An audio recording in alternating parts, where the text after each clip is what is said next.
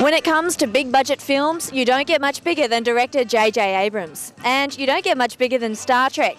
We're here at Sydney's iconic Opera House for the world premiere.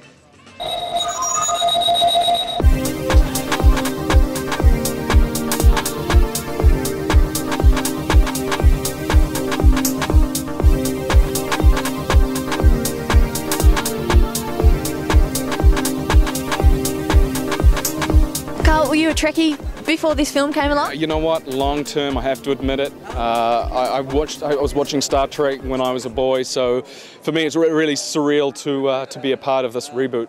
So was there a particular character that you secretly wanted to play, or are you happy with what you got? No, I couldn't be more happy with what I got. You're kidding? To me, Star Trek was always more of a cult of personality than a science fiction show, and that's the wonderful thing about this movie. I think that what JJ and this extraordinary cast has managed to do is capture the very essence of what Roddenberry created back in the late 60s. Whose side are you on in the film?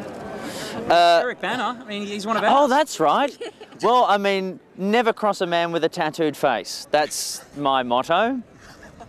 At least Obviously not good enough an answer. Yeah. Okay, the baddies. How's that? I'll try not to be amusing. Is he a baddie in it, is he? Yeah, he is. Oh. I think it's fantastic. I mean, it was from the very early days of William Shatner. It was just a fabulous franchise. Then it's continued. It's not one of those things that really got too daggy. It really didn't get daggy.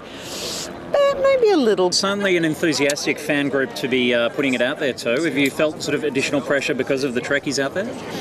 Well, you always feel that kind of pressure just getting into someone else, and there's so many people who were involved with this project. I mean, the franchise of Star Trek for 40 plus years, so there's a lot of responsibility. But we just figured, well, it just makes us work a little harder. Someone pointed out to me today, which I'd actually forgotten, that I was involved in a Star Trek spoof on Full Frontal, and I had a plastic crab glued to the front of my forehead.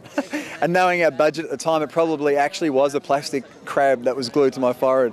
So I'm glad they were, I think I was playing a Klingon or something. So that's actually how I was cast. I sent that reel to JJ and asked him to pass comment, and he just cast me in the film. Eric, we've seen you play some pretty ugly dudes through history. You've been Hulk, you've been Chopper, now you're a villain with a tattoo on his face. Are you starting to get typecast in these roles? You might be surprised, but the women tend to like that sort of look.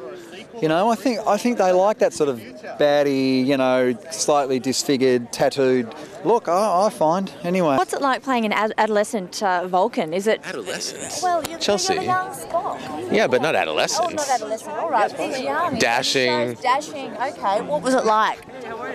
Well, Chelsea, How old is he? playing a dashing Spock was really it was incredible. You know, it gave me an opportunity to explore this character from a completely different angle, and I feel like I feel a lot of gratitude. Big budget film, bold move, taking on Star Trek. But is it a good fit for you? Because you're known for your big budget and big stuff. Well, you know, because I wasn't a Trek fan to begin with, at first it felt like a very strange fit. But working on it and getting to appreciate the characters and the dynamic between them, and this is an origin story, so you never have to have seen Star Trek before to see this film. I found my way in. I hope, you know, other people do too.